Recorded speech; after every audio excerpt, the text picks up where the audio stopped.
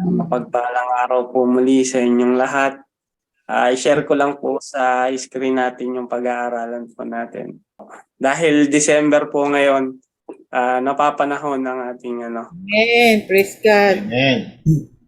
yan po ang aking napiling i-share po. Ito ang in-impress ng Panginoon po sa akin. So, Praise the Lord. konting recap nga lang po sa last week po na pinag-aralan po natin.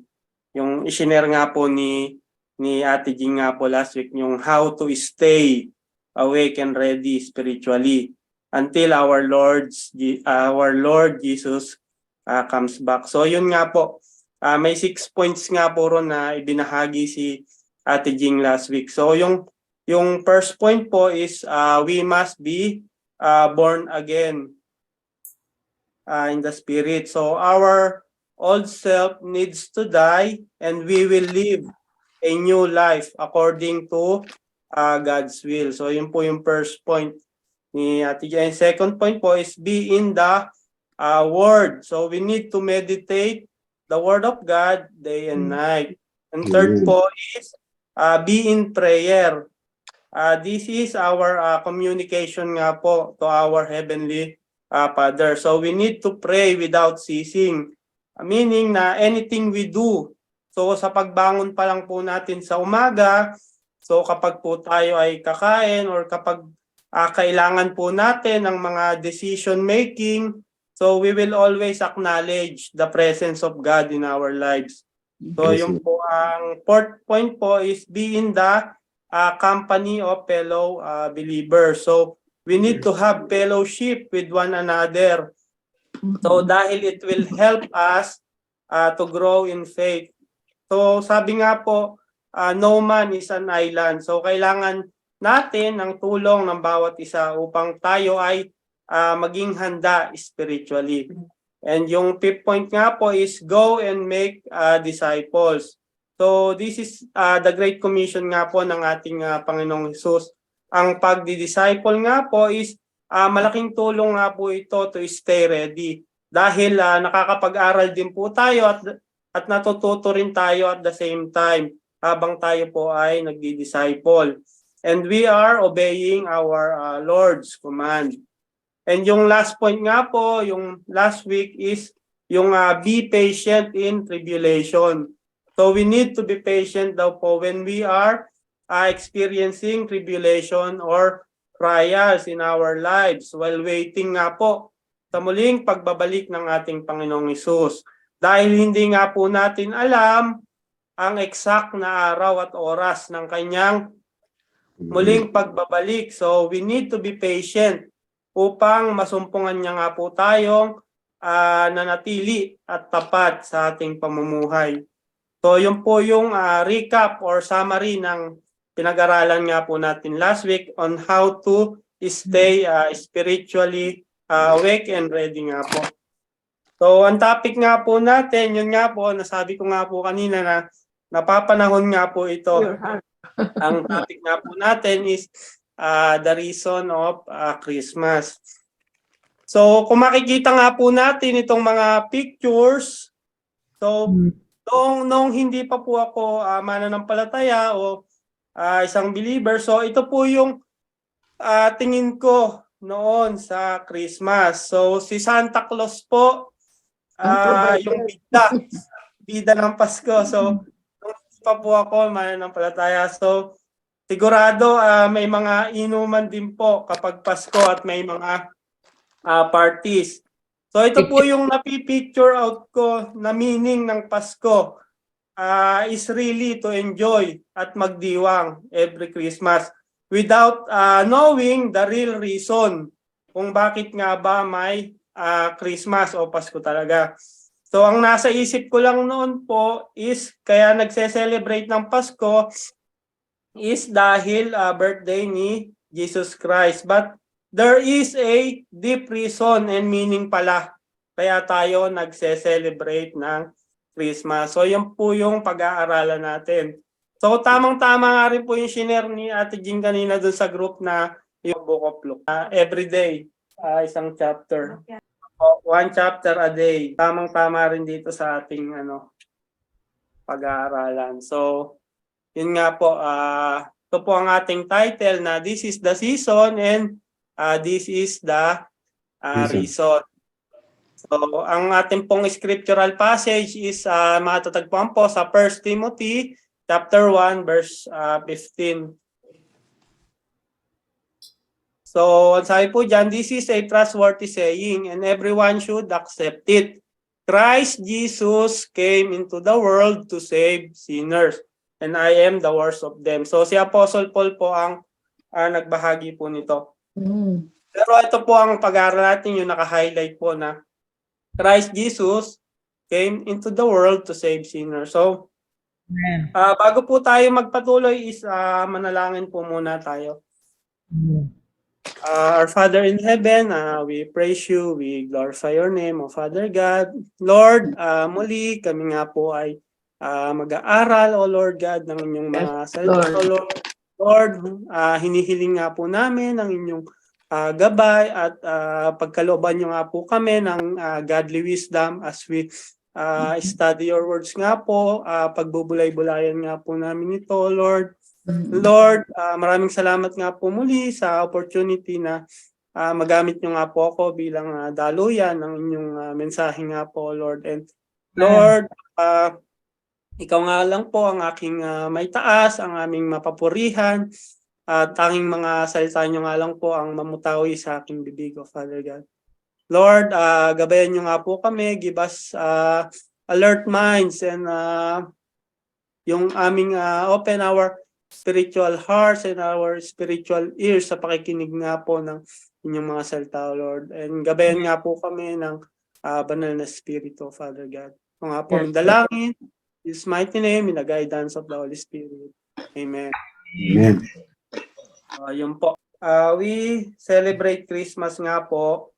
Ang reason nga po why is dahil sa sin or kasalanan. So, ang sabi po sa Romans chapter 5 verse 12, when Adam sinned, sin entered the world. Adam's sin brought death. So death is spread to everyone, for everyone sinned. So si Adam po ang unang nagkasala, hindi po si Eve. Kahit siya po ang unang kumain ng forbidden fruit. So sa kadahilanan na si Eva po or si Eve ay na-deceive ng serpent. At si Adam naman po is alam niya talaga na bawal itong kainin but he chose to rebel against God. So makikita po natin yan sa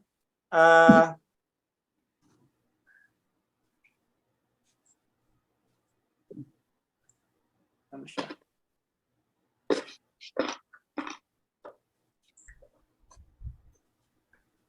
Yan. Alam po, nawala yung full screen. Ang sabi po sa 2 Timothy chapter 2 verse 14, and Adam was not deceived, but the woman was deceived and became a transgressor. Kaya po si Adam ang unang nagkasala.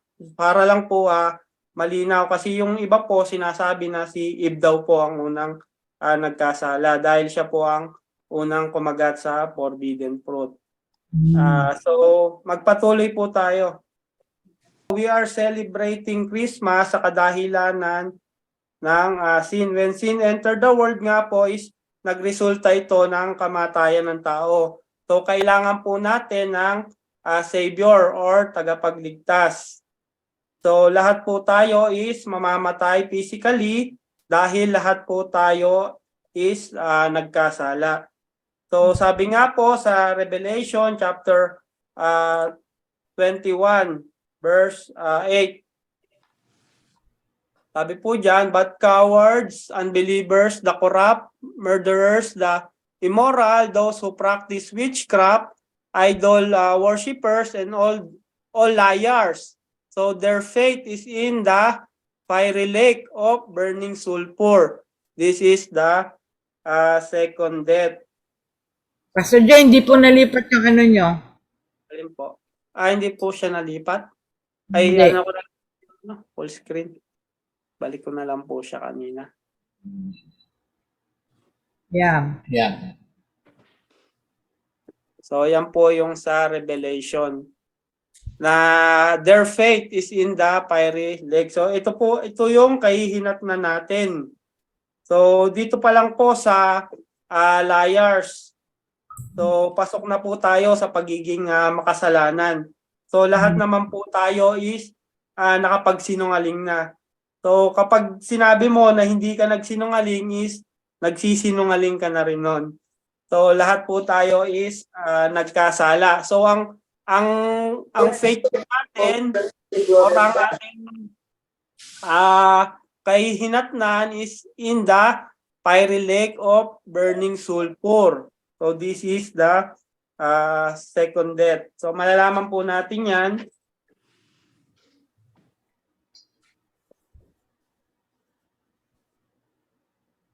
So, yun nga po,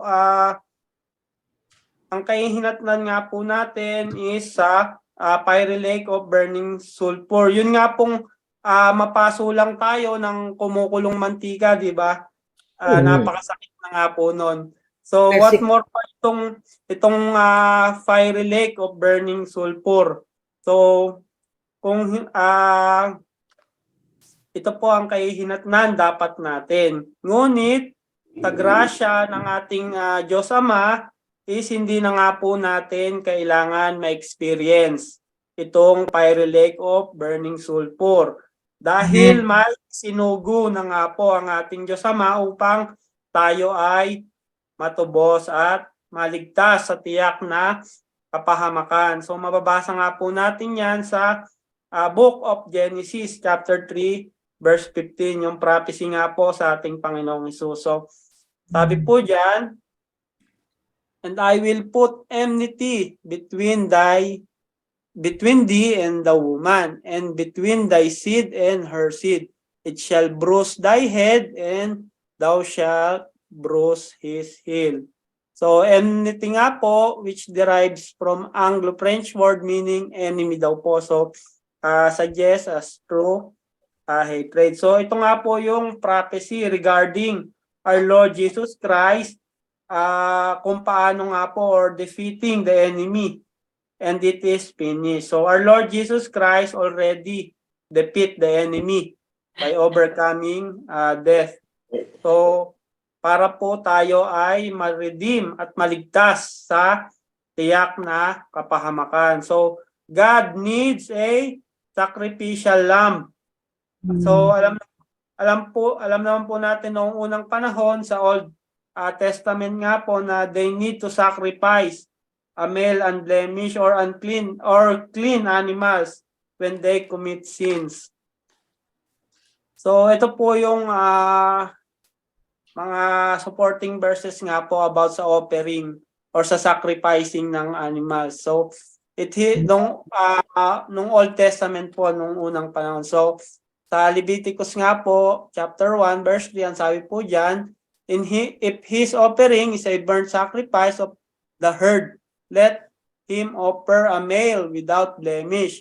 He shall offer it of his own free will at the door of the tabernacle of meeting before the Lord. And sa Leviticus nga po, chapter 4, verse 3, if the anointed priest sins, bringing guilt on the people, then let him offer the Lord for his sin which he has sinned, a young bull without blemish, as a sin offering. So marami pa pong verses about dyan nga po sa pag-offer nga po ng unblemished or clean animal. So ito lang po yung napili ko. So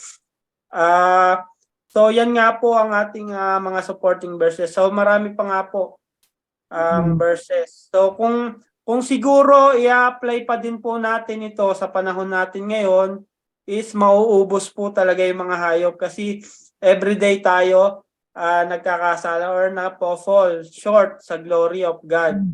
So, ang ating Panginoong Hesus na nga ang nagsakripisyo ng once for all and all for once. So, hindi na po natin kailangan mag-offer ng mga animals katulad nung sa Old Testament. Dahil ang ating Panginoong Hesus na nga ang nag-sacrifice ng once for all and all for one. So, ganyan po kabuti ang ating Diyos na sinasamba. So, we just need to put our trust and our faith in Him. At hindi na nga po natin may experience ang lake of fiery burning sulfur. So, introduction pa lang po yun. Ang ating pong meron po tayong tatlong points sa pag-aaralan nga po natin today. Yung sino nga po ba or who is the reason talaga ng Pasko. Hindi po si Santa Claus ang reason ng Pasko. So, ang ating Panginoong Jesus po. So, Jesus Christ as a man, yung first point nga po natin. So, matatagpuan po sa Matthew chapter 1, verse 20 to 23. Ang sabi po dyan, but after he had considered this, an angel of the Lord appeared to him in a dream and said, Joseph, son of David, do not be afraid to take Mary home as your wife, because what is conceived in her is from the Holy Spirit. She will give birth to a son, and you are to give him the name Jesus, because he will save his people from their sins. All this took place to fulfill what the Lord has said through the prophet.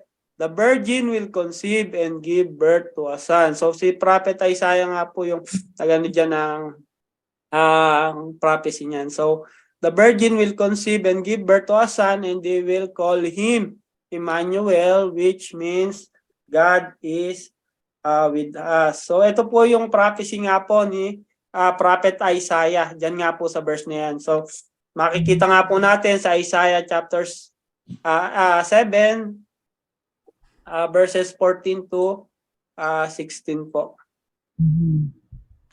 So ang sabi po diyan, therefore the Lord Himself will give you a sign. Behold, the virgin shall conceive and bear a son, and shall call his name Emmanuel. Yun nga po, God is with us. So he shall eat curds and honey when he knows how to refuse the evil and choose the good. For before the boy knows how to refuse the evil and choose the good, the land whose two kings should tread will be deserted. So yan po yung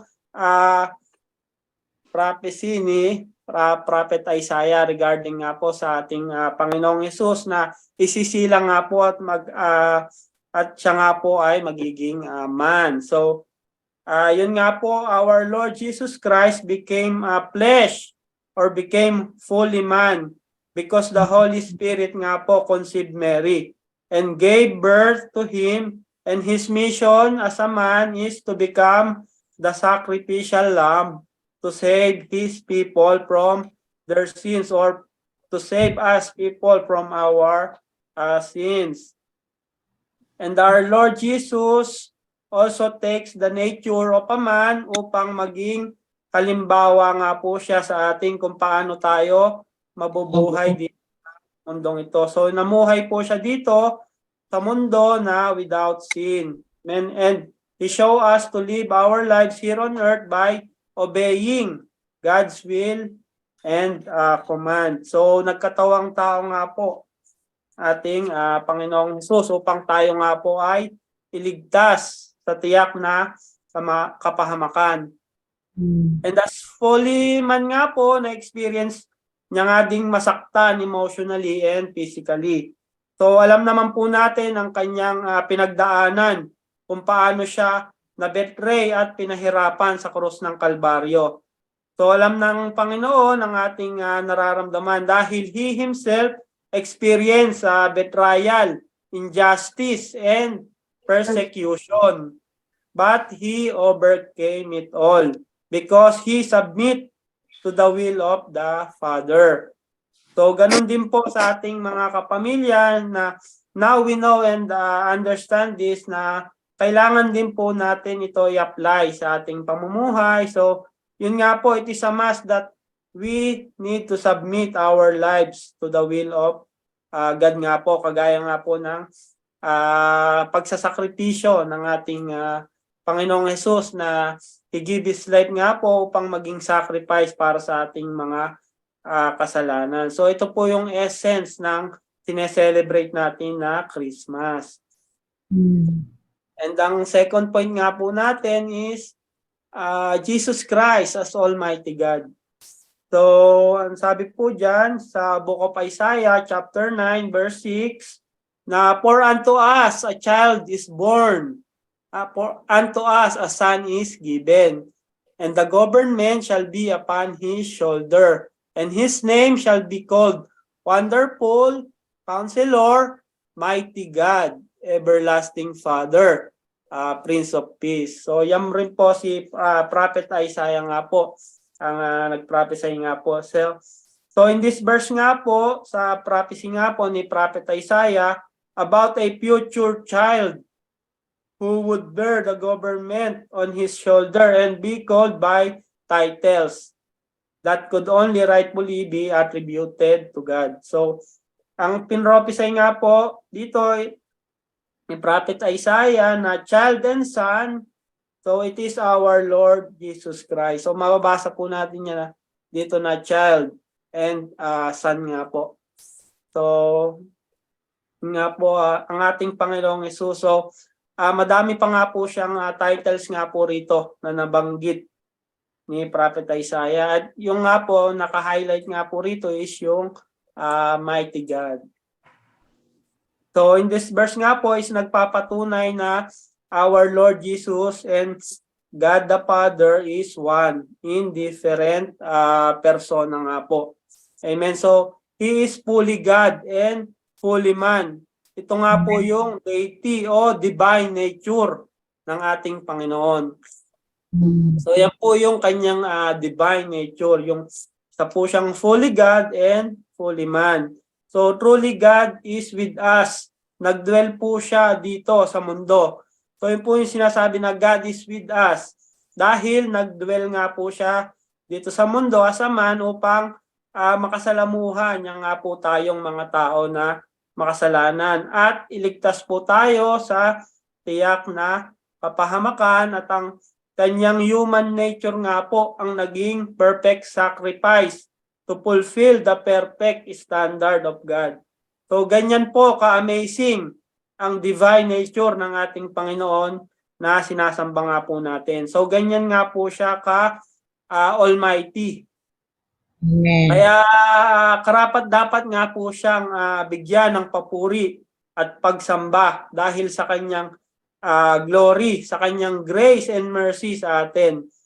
And mababasa nga rin po natin sa Book of John, yun nga po isang supporting verse po kung saan nasasaad na ang ating Panginoong Hesus at ang Diyos Ama ay iisa. So mababasa nga po natin yan dito sa Book of John na verse 30 nga po, 28 to 30. Ang sabi po dyan, I give them eternal life and they shall never perish. No one will snatch them out of my hand. My Father who has given them to me is greater than all. No one can snatch them out of my Father's hand. I and the Father are one. So ito nga po yung isa pang supporting verse na nagpapatunay nga po na ang ating Panginoong Hesus and God the Father is one. Amen. So, at may promise nga rin po ang ating Panginoon dito na no one will snatch them out of my hand. So, when we are already nga po a child of God and we are obeying His commands, so no one can snatch us from our Lord's hand. So, kaya po mga kapamilya, sa Panginoon nga lang po natin ipagkatiwala ang ating buhay. And for sure, hindi nga po niya tayo ilalagay sa kapahamakan. Amen. And ang third point nga po natin is Jesus Christ as Savior. So, ang sabi nga po dyan, this is a trustworthy saying and everyone should accept it. Christ Jesus came into the world to save sinners.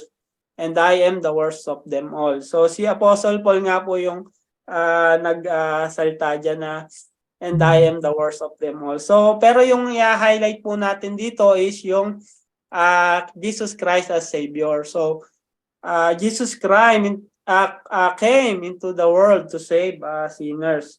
So our Lord Jesus Christ is the truth, the way, and the life. So no one comes to the Father except through Him.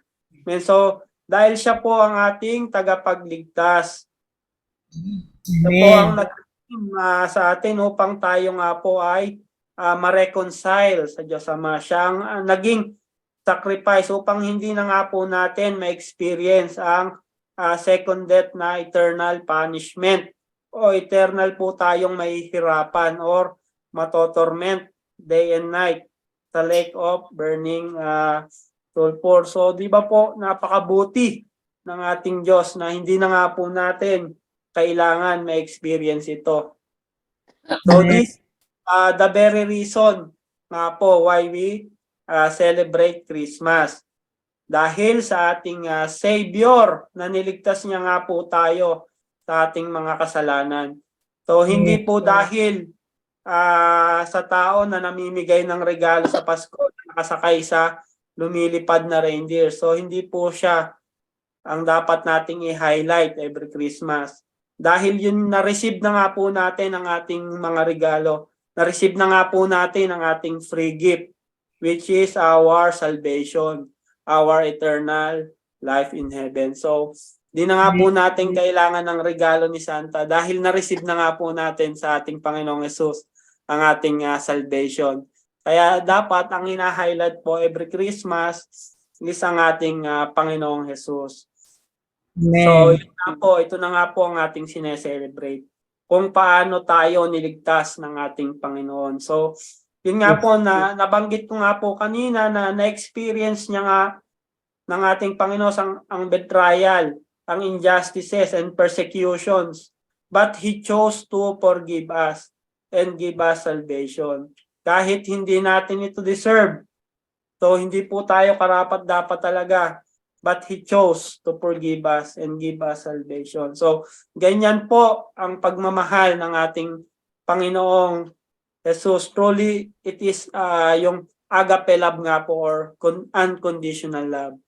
Yung agape love. So, we need to be grateful nga po and share this good news sa mga tao na nakakasalamuha at makakasalamuha pa po natin. And especially, yun nga po sa ating mga loved ones. So, napakagandang testimony nga po yung kanina ni Auntie Helen, kung paano niya nga po sineshare yung good news. So maging encouragement po sa atin ang buhay nga po ni Auntie Helen na nakakapag-share nga po siya. So praise God po. So ito po yung ating mga points para po mabilis nating matandaan. So Christmas, so man, Almighty God and Savior, our Lord Jesus Christ. So Christ as a man, Almighty God and Savior. So yan po yung ating tandaan na real. Kung sino nga po ang reason kung bakit nga po tayo nagse-celebrate ng Christmas. Ang ating Panginoong Jesus nga po. Amen. So ang conclusion nga po ng ating pag-aaral is God hates sin but He loves the sinner. So Jesus did not come to create a holiday. He was born to die for sinners. So ang challenge nga po at application nga po natin, yun nga po yung testimony nga po ni Auntie Helen. So ano po talaga na yun nga po ang nakakapag-encourage po talaga. Ito nga po yung application natin na in-apply na nga po ni Auntie Helen. So maging encouragement din po ito para sa share the Lord Jesus Christ as a gift to your loved ones and people around you this Christmas and all year round. Amen. So, dito na nga po muli magtatapos ang ating pag-aaral. So, kung may pa po kayo or share nga po to encourage nga po ang bawat isa. So open na po muli ang ating group discussion. Kung may share po kayo or may dadagdag nga po sa pinag-aralan nga po natin tonight. So to God be the glory po. Amen. Praise God. Gusto ko lang i-share yung yung pag-share ni Manang Helen kanina na talagang ako'y namamangha dahil sa spiritual growth niya. Sabi ko, I've never seen her that way before. Yung kanyang pag-share kay Lord na naglalabang nagdadasal na sana maintindihan niya yung yung gospel. Nakita ko ngayon sa pag-share niya na parang nakuha niya na. Ibig sabihin na nakita niya yung priority ng buhay niya kay Lord. And I was very for that. That's a good testimony na it's a big testimony sa akin din kasi ako medyo at saka yung angkon ko sa kanya na dati hindi siya mahirap siya nang i-share yung gospel sa kanya, pero ngayon nakita ko yung pag ng buhay niya. Napakalaki ng pagbabago. Kaya itong prayer meeting natin na ito talagang malaking nagbibigay sa ating lahat. Yung aming pagkukuhan sa yung pagka-forgive namin doon sa 500,000 sa aming homeowner association fee. Yung mga lawyers doon sa division namin, wala silang hindi sila binibigyan. Ang pinasiguro nilalaban nila yon na 20% lang binibigay yata, pero sa amin binigay 80%. Praise the Lord. Hindi ko pa sinasabi sa kanila, baka mamaya sabi nila wag mong sabihin. Yes, kaya sabi ko, Lord, this is really a big this is a big testimony na pag nalaman nila na gano'n ang binigay sa amin sila ang dami nilang nilapitan, talagang pinaglalaban nila. Ginamit nila lahat ng power nila, mga lawyers, mga Sa amin sumulat yung aming lawyer believer din yan. Isa sa Anointed din yun. Isa sa mga sa Victory Church yung lawyer namin. Pero ang kwan dyan, si Lord talaga, if God wants it, it will happen. Kaya I was really thankful to God for that. Napakalaki parte sa amin. No one can be against us. Praise God. Pastor Jay, yung sinabi mo na na meron nakuha na pala natin ng ating Christmas gift. Totoo yun. Yung Christmas gift na nakuha natin kay Lord, free pa yun. Pero that is the best Christmas gift that we have received. Hindi lang natin nakuha yun. Hindi tayo aware doon. Pero that's the best Christmas gift. Yung ating eternal life, ating salvation. Eternal life, yeah. Yung second death, save na tayo from second death, yung burning sulfur, lake of fire.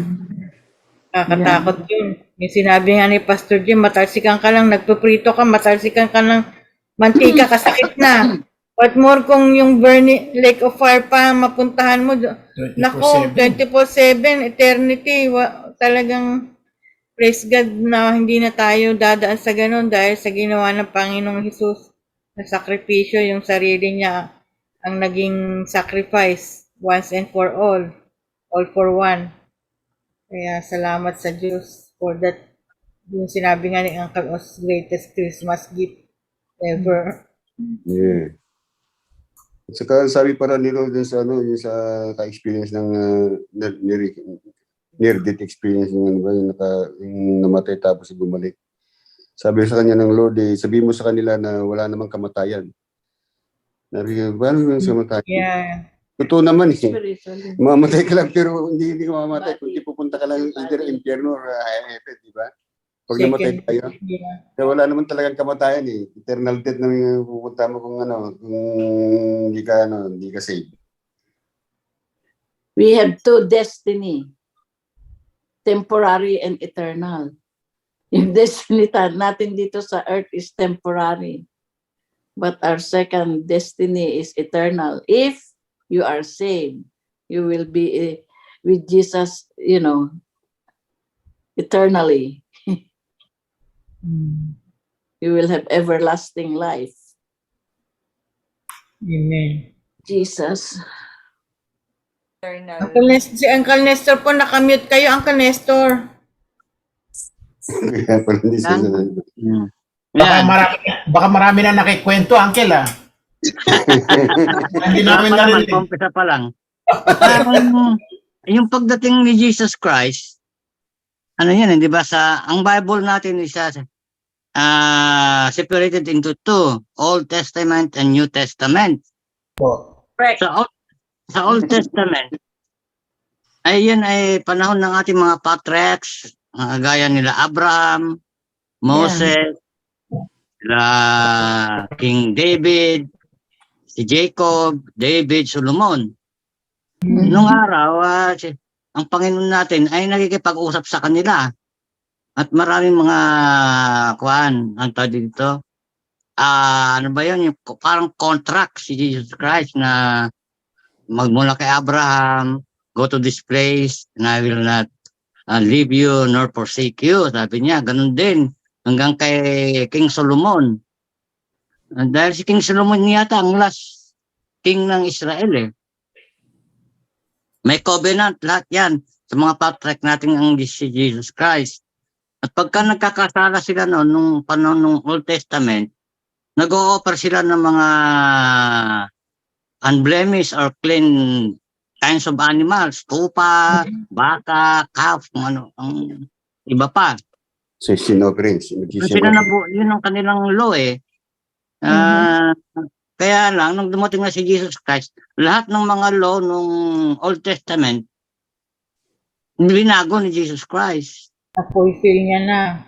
Yes. Yes. And then, yung ginagawa nilang pag-o-offer, burnt offering ng mga animals, hindi na dapat gawin, hindi na ginagawa nung dumating si Jesus Christ.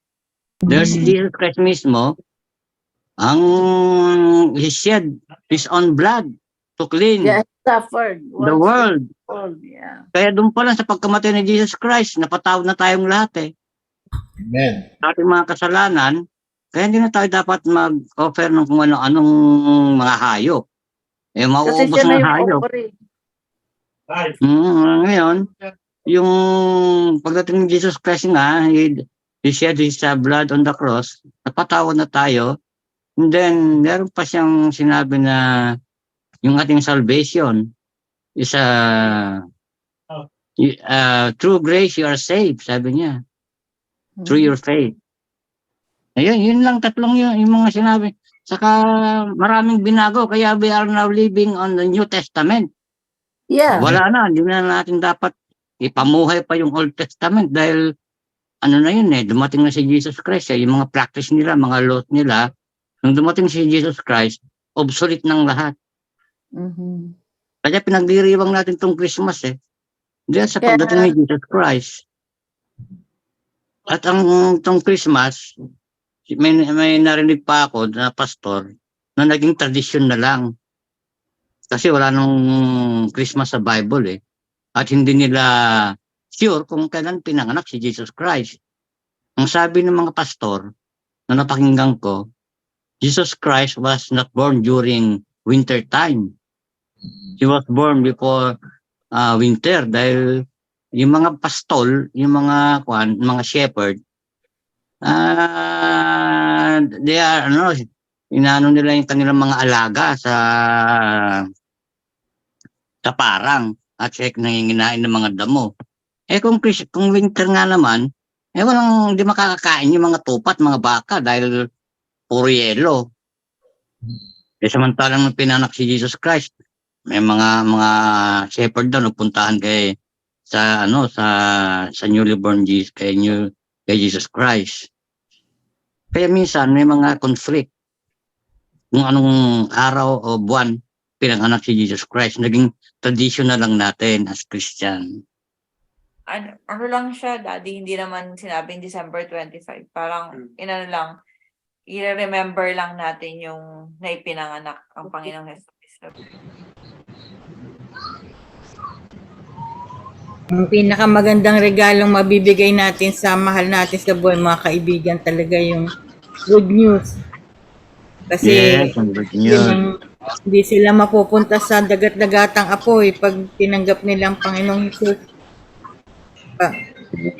Kaya importante yun ang ma-share, maibigay natin regalo sa kanila.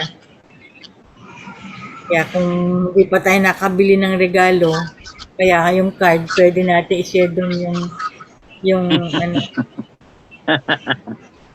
Hindi- yung mensahe. Maganda ah. Ano regalo. That's the legacy. Kaya- Hindi nila tinanggap. Ay, Kaya Uncle Oscar, blessing po talaga noon yung ano yung pag sa bahay nyo dun sa Peralta, pag Alin? Christmas, sinishare nyo yung ano, yung gospel doon ting Christmas Yung Christmas, yeah. Sa mga sa lahat ng kamag-anakan. kamag-anakan. So, Kaya nataniman po lahat ng kamag-anak doon eh. May seed na lahat. May seed lahat. Sana may magmana noon. Meron namang mag-open ng bahay nila ngayon na gano'n din magpapa-Christmas sa mga kamag-anakan para magkaroon tayo ng salo-salo sa 25. Si Uncle Nestor po, Oo nga, si Nestor. wala kayong bahay nila. Kaya dapat hindi tayo minsan akala natin nag-share tayo, akala mo walang nangyayari. Pero Galing yun niya pala, pala. hindi natin alam may nangyayari na pala sa buhay nila. Basta Yeah. magtanim lang tayo. Parang yung sa pamilya namin, si Ateng ang unang naging Kristiyano. Tapos si nanay. Kaya wag tayong mapagod na mag-share ng gospel Oo. kasi kumbaga tayo, magtatanim tayo, ang magpapalago, kumbaga trabaho na ng Holy Spirit yun eh. Tutulungan na ng Holy Spirit na lumago. Basta magtanim lang tayo. Yeah, don't Huwag go tayo weary, sabi nga, don't mapagod go weary. magtanim. Amen. Don't go Yung weary, nanay for niya it is talagang the napakaano harvest, the niya. harvest. Yeah. Masyado siyang makadiyos si Manang Pen, nung buhay pa. Opo, nung naging Kristiyano siya talagang, pero nung una Uncle, nagagalit siya kay Ateng. Uwi pa Dahil- sa kuya po para Opo. i-share lang yung salita ng Diyos. Nag-heard siya ng Opo. Bible study kila apong yun nun.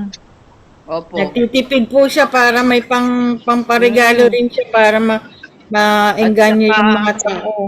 yung mga Mapakain. Kasel Doon, group sa- niya.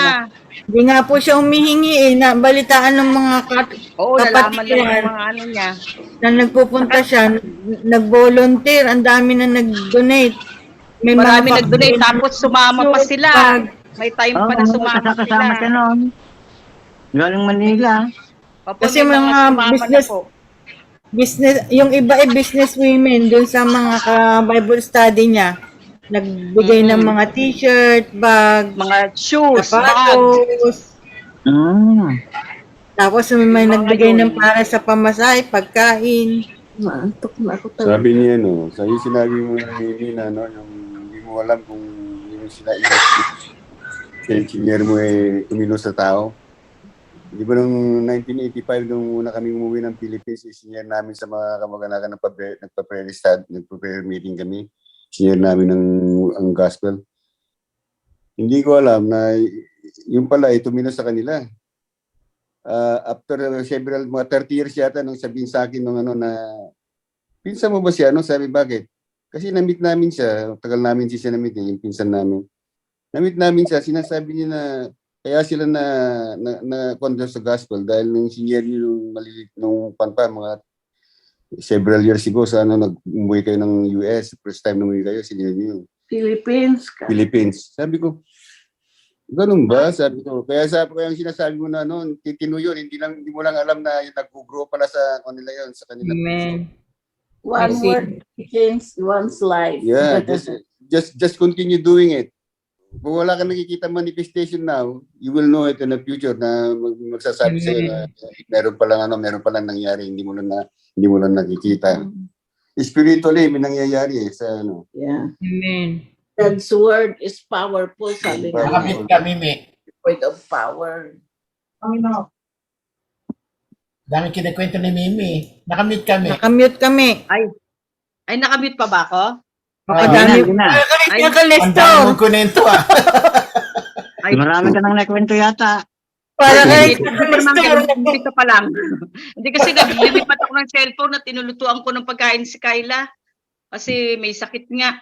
Hindi, yung parang yung kay Lenlen, tsaka kay Jayan, nakakatuwa yung testimony nila last time na may shineran si Len. Tapos hindi niya na alam kung nasaan na yung pinag-share, yung shineran niya. Pero hindi niya alam na si Pastor Jay pala, nasa likod niya, siya pala ang nakarinig ng mga shinyer ni Len. Kaya nakakatuwa. Tapos yung nagkita sila ulit, yun nga, nalaman ni Len na ganun pala yung asawa niya pala ang nakatanggap ng mga sharing niya. Oh, Nakala sweet. niya walang nangyari dahil hindi niya na nakita yung shineran niya, hindi niya na nakita ulit. Hindi niya na alam kung anong nangyari ron. Pero hindi pala nasayang yung mga shinyer niya dahil kay Pastor Jade niya pala na isalin yun. Doon niya pala natanong. Pero ate yung kwento, Jay. ibang Jay. Jay Ay, ibang Ann. Jay ba yun? Ay, Jay iba Ann ba yun? pangalan. Ay, naku, mali pala ako. Pero, ibang tao pala. Akala ko pa Tama naman yung kwento mo. Ibang Yan yun. Okay. Jay. Okay. Babae yan, Jay Akala ko Ann. pa naman, sabi ko, destiny talaga kayo. Mali pala. Ang sweet naman. Oo. Sabi ko, wow, parang pelikula, Destiny. Ay, Yung ganun. 144,000 na nasa Book of Revelation, those are the Jews that will get saved during the tribulation. Yan, And they sila, will be the ones who will witness. sila mag-witness para sa mga naiwan sa tribulation ng mga Yeah. Christians sa rapture. Pero hindi sila mga Pilipino kasi yung ibang Ang nakashare sa isip, Pastor Jay. sila lang 144,000 yung Pilipino doon. Mga Jews. Jewish yun, mga Ah, Jewish mga- lahat yun. Jewish. Masisave during Jewish the believers, tribulation period. Ang tribulation pala, nahati sa 3 phase eh. Yung first 3 years, ano yan, maghihirap ang buong mundo, war, famine, Three and disaster. Oo. And then yung second phase, dyan nalilitaw ang nilitaw na yung Antichrist. Magkakaroon na tayo, yung bang mga merong, yung mga Antichrist, magpapalagay na namang microchips, Pero meron pa rin mga Pupugutan ka ng ulo. Oh, ayun. Nangyayari na. Meron pa rin mga maliligtas.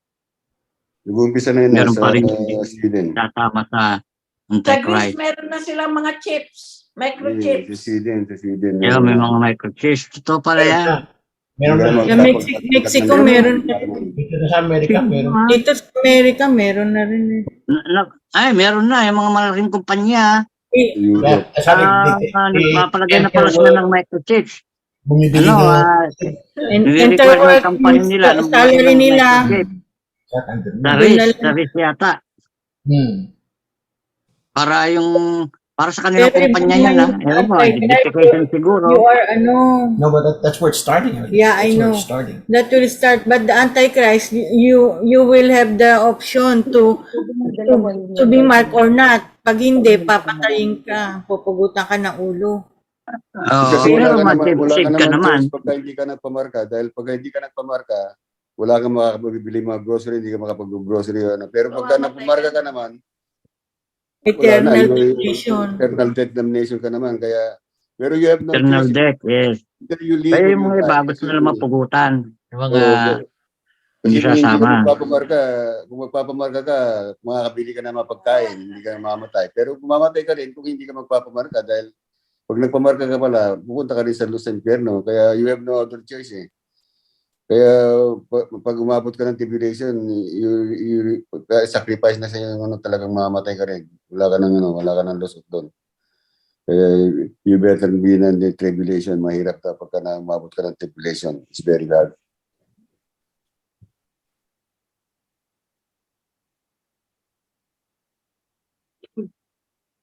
Kaya nga sabi, bakit hihintayin mo pa na umabot ka pa doon sa tribulation na yung kailangan magpapugot ka pa ng ulo para Oo. ma-save ka.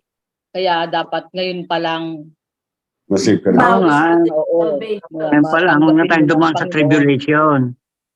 Wag mo nang paabutin pa yung time na yun na umabot ka pa sa tribulation, na maghirap ka pa, na kailangang mamili ka pang mapugutan ka o tatakan ka.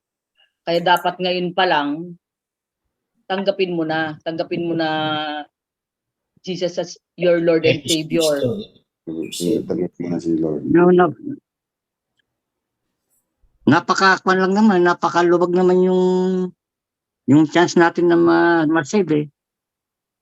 Tanggapin lang natin si Jesus Christ as your Lord and Savior. Amen. Katulad yung katabi ni Jesus Christ nung papako siya. 'Di ba sinabi niya, nagsisi siya, sinabi niya dun sa isa na tayo, kumbaga masama tayong tao, kaya kumbaga deserve nating ipako tayo sa krus.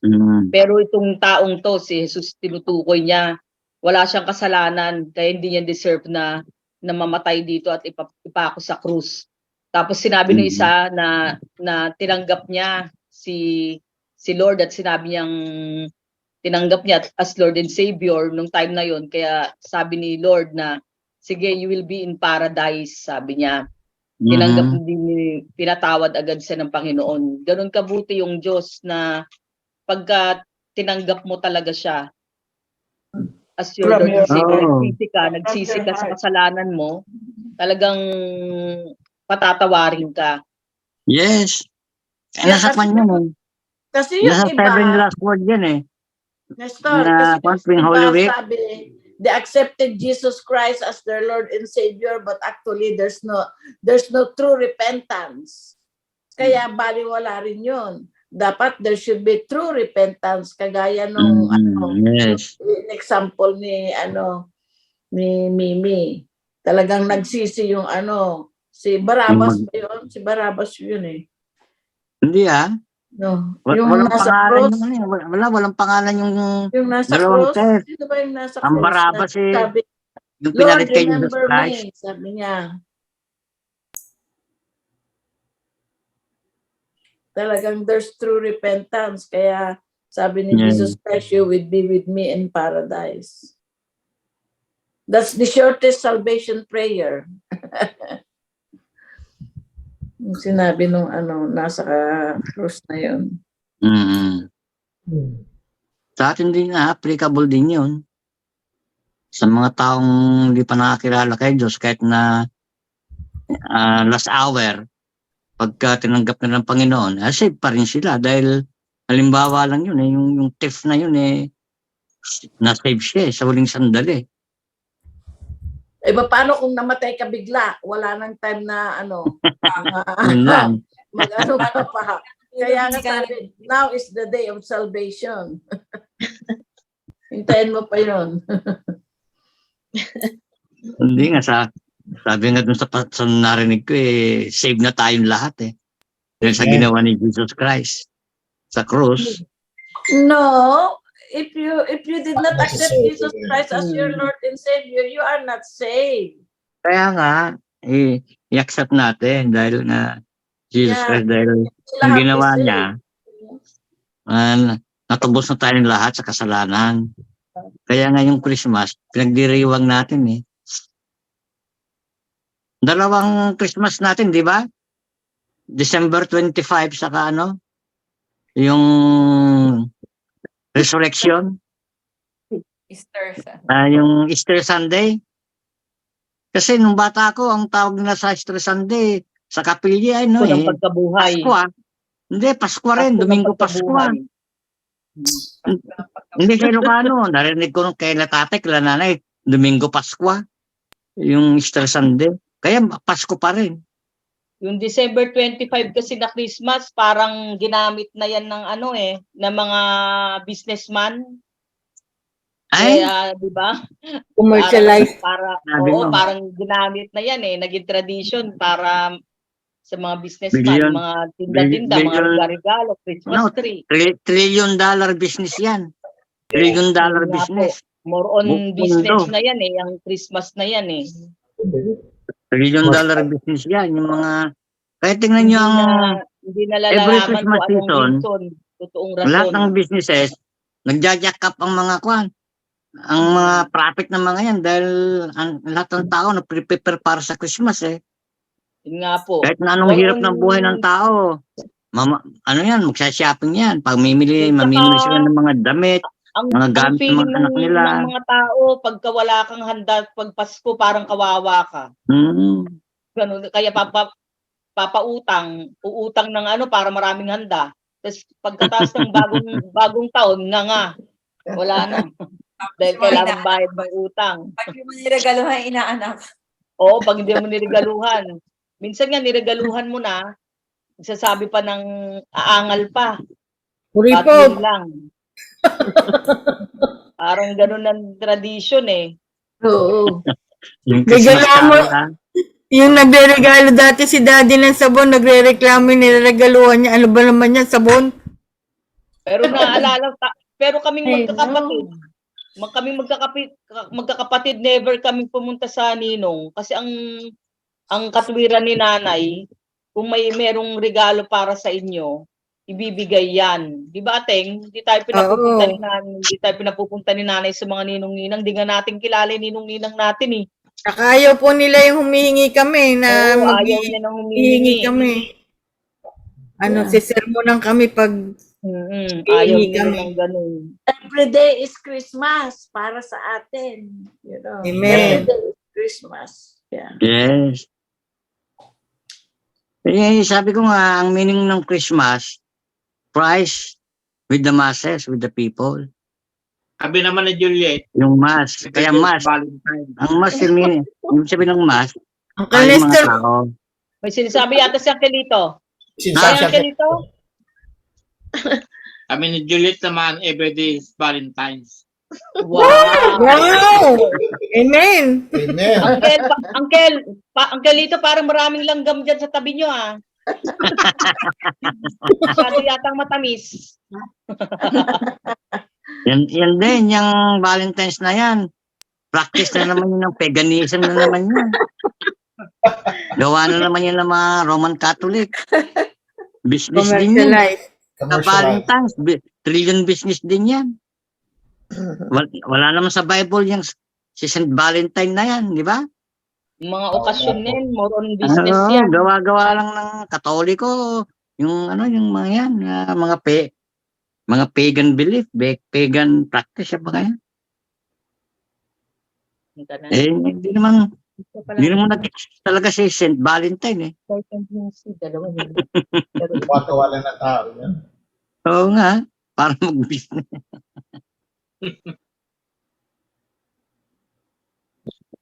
Okay. Ang kabutihan ng Diyos, kahit tayo nasa Catholic, pag tama ang puso natin, sabi nga niya, those who seek me with all their hearts will find me. Kaya yung nanay ko po, talagang sagrado de candado. Sabi niya, dito na ako pinanganak, dito na ako mamamatay. Pero bago siya mamatay, maraming taon na nagkakilala siya sa Lord. Kaya ayun, Oo nga.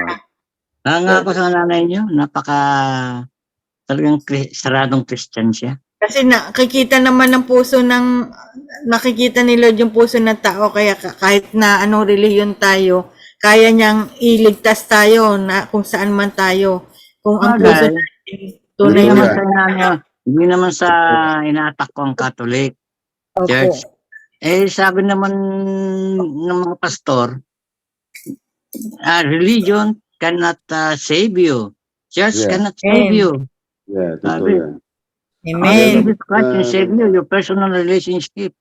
Jesus Christ can save you. Not church, not religion. Sabi ng mga Not religion, Christian no pastor. religion can save you. Kaya nga sabi, That's why gusto ko nakikinig ng mga messages ng mga pastor eh. Kaya Naliliwanagan ako. Amen. Hindi mo mag-ingat ka rin sa mga pinag-ingat mong pastor. kaya nga tinatawag Savior. Kasi Hindi, madidifferentiate ko na kung yung pastor, hindi tama yung sinasabi niya. At saka maganda pag nakakilala na tayo, pagka may nagawa tayong mali, parang may conviction palagi. Oo, pati yung pinapakinggan natin. Sila pastor din, sila Manalo, sila pastor din, sila Kibuloy, pastor din yan. Kaya Ay, mag-ingat sus, ko po. Yung mga yan, eh. Mga false prophet. Mga false prophet yung mga yan. Mag-ingat ka sa pastor na piniginggan Kaya ang mo. Bible, napakakwan ng Bible, napaka, ibig sabihin, perfect dahil may mga darating na false prophet. Ang dami. Amen. Lalo sa Amerika. Ang sabaw. Tsaka the Holy Spirit. Kilala niyo ba yung lead us David into all Koresh? truth. Yung David Koresh, Jing, narinig Ayaw niyo po, na yun? yung maraming Yung dami namatay. yung sa Oo, Sinunod ang dami yung namatay. sarili Nakipaglaban nila. siya sa gobyerno ng Amerika. Opo. Armado, yung mga miyembro, lahat. Akala ko mga ano, ang daming namatay. Kulto yun, mga false prophet. Manaming Diyos na dakila at mapagmahal. Lord, muli nagpapasalamat nga po kami, O Lord, sa inyong unconditional love nga po sa inyong mga Yes, nilikha. Lord. Isinugo nyo nga po ang inyong bugtong na anak upang kami nga po ay ma-redeem at ma-reconcile nga po sa inyo at magkaroon nga po ng personal relationship nga po. Yeah. Yes, O Lord. Ito nga po ang true essence, O Lord, ng Christmas nga po, Father God. Yes. Yes, O Lord. And Lord, help us and guide us na ma-equip pa nga po kami at to know you more nga po upang Lord, ma-share nga po namin, O Lord God, ang good news na ito sa aming mga loved ones, sa mga tao pa nga po na aming makakasalamuha, Father God. Lord, equip us more nga po, Lord. Maraming salamat nga rin po, Lord, sa mga testimonies ng aming mga kapamilya na truly nakakapag-encourage nga po sa amin sa bawat isa. Yes, Lord. Lord. O Lord. Lord, maraming salamat nga po, Lord, sa inyong mga salita na tunay na buhay nga po, Lord God, na sa aming mga buhay nga po, Lord. Mga po aming dalangin, O Lord, sa matamis na pangalan ng aming Panginoong Jesus at sa gabay at patnubay ng banal na Espiritu, ng lahat nga po anak ng Diyos ay magsasabi ng Amen. Amen. Amen. Lord. Pastor Jay, sa maganda Thank you, Pastor mong Jay. word sa gabing ito, sa araw na ito. Thank you. Pastor Jay. Let us pray. Our Heavenly Father, we thank you for this day. We are gathering together to put in remembrance what you have teach to your disciple to do. We humbly come to you to forgive all our sins, cleanse us any unrighteousness. Thank you for your grace that we are worthy to partake this communion. I pray that you bless the bread and juice. As we do this, we believe that you died for us. You are resurrected and you are coming back again. Thank you for all you have toward us. We claim salvation, healing, eternal life through Christ Jesus. Amen. Yung pong hawakan ng tinapay na simbolo ng katawan ni Jesus. Sapagkat tinanggap ko sa Panginoon ay binibigay ko naman sa inyo na ang Panginoong Jesus ng gabing siya ipagkanulo ay dumampot ng tinapay. At nang siya ay makapagpasalamat ay kanyang pinagputol-putol at sinabi, ito ang aking katawan na pinagputol-putol dahil sa inyo. Gawin ninyo ito sa pag-alaala sa akin. Ating pong kainin ng tinapay. Hindi, malaki na. Ito na malaki. Ayan, malaki eh. Sige na. At gayon din naman, hinawakan ng saro pagkatapos sa makahapon na sinasabi, ang sarong itong siyang bagong tipan sa aking dugo. Gawin ninyo ito sa tuwing kayo magsisiinom sa pag-alaala sa akin. Sapagkat sa tuwing kanin ninyo ang tinapay na ito at inuman ninyo ang saro ay niyahayag ninyo ang pagkamatay ng Panginoon hanggang sa dumating siya. Atin pong inumin ng Diyos sa simbolo ng dugo ni Jesus. Things that you have done for us. Thank you for the assurance that you are coming back again. Praying for all the blessing for all of us. We pray in Jesus' name. Amen. Amen. Father. Amen.